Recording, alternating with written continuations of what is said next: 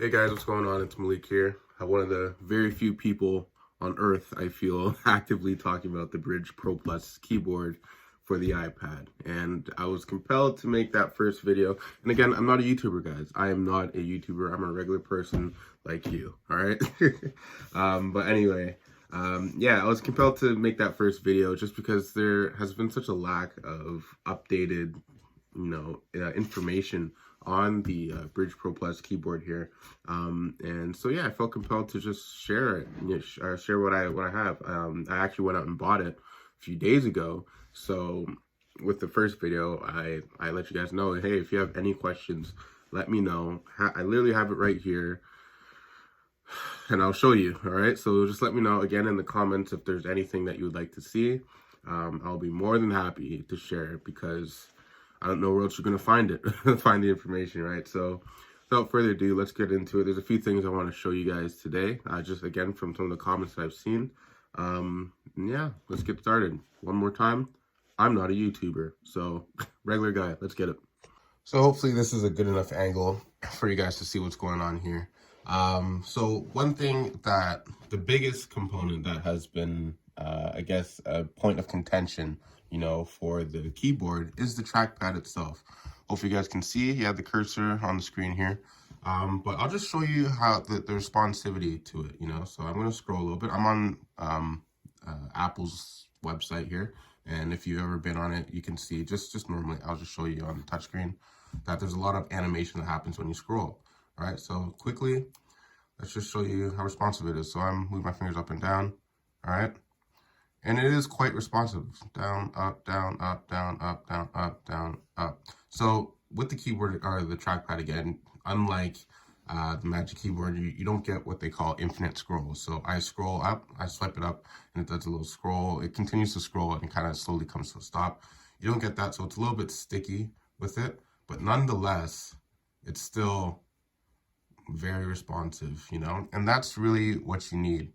That's really it, right? So I'll continue scrolling. You'll see the animation, and I'll go smoothly, just so you can see everything's still functioning. Very on par with what you would see on a regular trackpad. Really, it's not, of course, again, the Magic Keyboard, but any trackpad you'll see on a PC laptop. This is pretty much the experience you're getting. Now, one of the negatives, though, of course, is the lack of gestures. All right, you're not getting all the gestures that you would have on the Apple keyboard.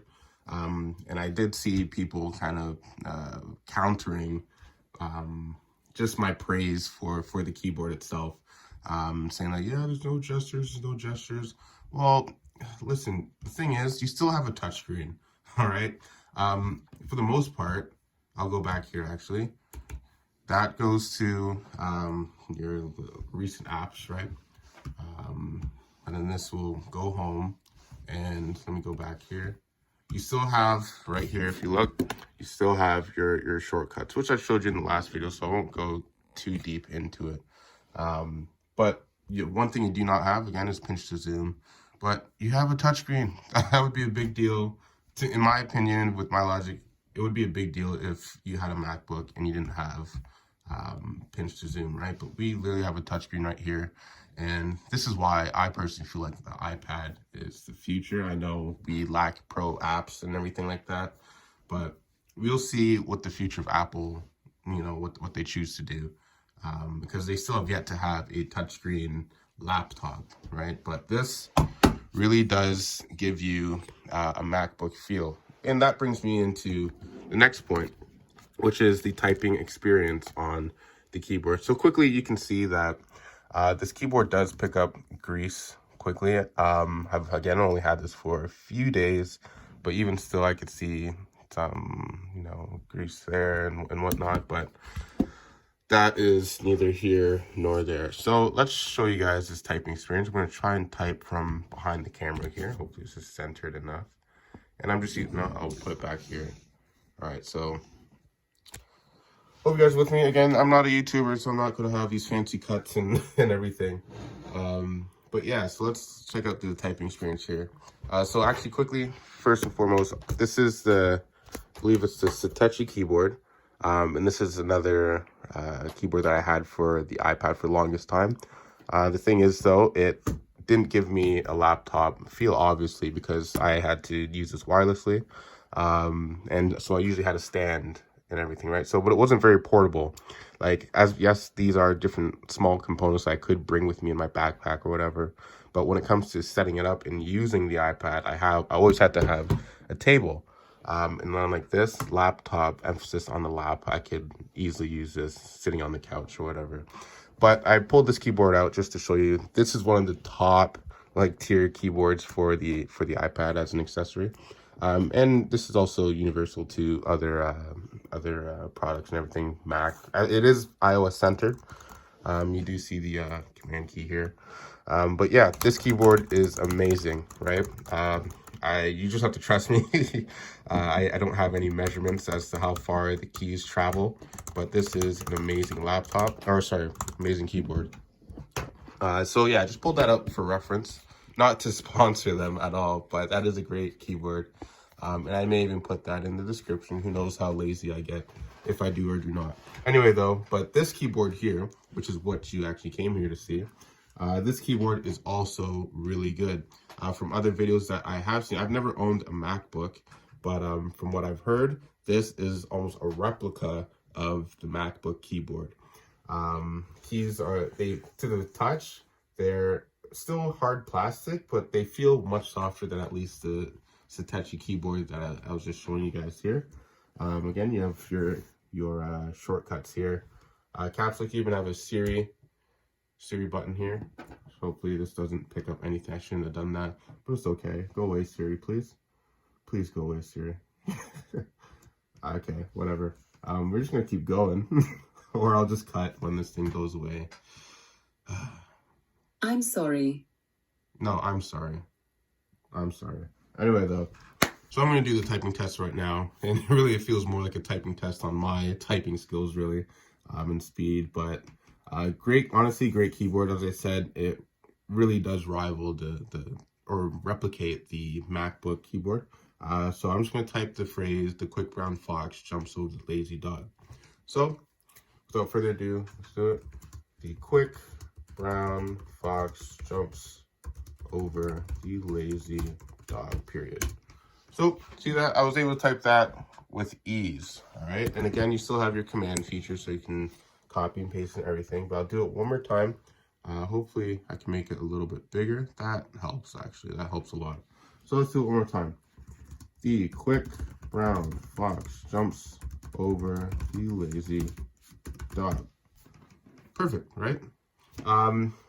Great keyboard, honestly. The space in between the keys is beautiful. I'm just going to show you guys close up. This is what it looks like. And really, you're getting a MacBook experience in terms of the keyboard itself. All right. But yeah, terrific. Again, and I'm not sure how the Magic Keyboard is, but again, from what I have heard or watched on videos and everything, you actually do get a little bit more travel in terms of the keyboard than the Magic Keyboard.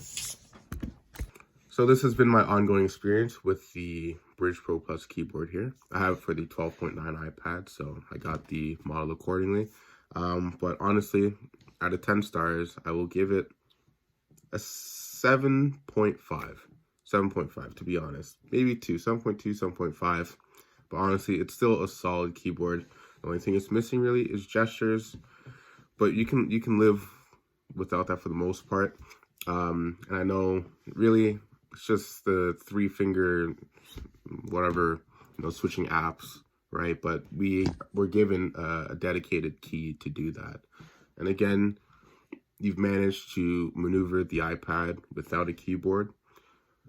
That doesn't disappear with the addition of a keyboard, right? So you still have every gesture that you had with your hands, so don't feel like you're restricted in any area, now that you have a keyboard. So people with Magic keyboards, you guys can leave me alone because it's still the same iPad, really. Anyway, though, still great keyboard. The only negatives for some people that it may be heavy for some, and I'll pick it up right now. So this is it here.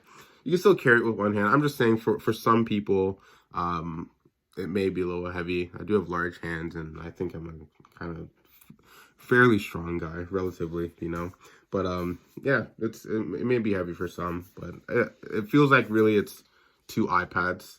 If you look at the thickness together, I'll even close it. It's really like 2 iPads stacked on top of each other, and that's pretty much the size of it. The only real challenge or thing I have to keep in mind, because I've been away from an actual keyboard with a trackpad for so long, and I've just been using this and a mouse for the longest time, when I'm typing, sometimes this part, the meaty part of your hand, sometimes touches the trackpad and moves the cursor and may shift around where I'm trying to place my words. But that will come with time. This is, again, I just have to rest my hands on those blank side metal parts right there.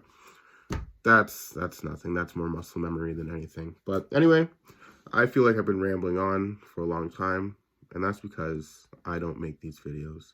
But what I do like to do is share love, right? So hopefully you guys have enjoyed what I've shared with you guys. Again, leave a comment if you want to see anything more or anything else. I am more than happy. I'm not sure what else there is to show you, but I'll be happy to answer any questions that you guys may have. All right, peace and love, guys. This is Malik from Canada.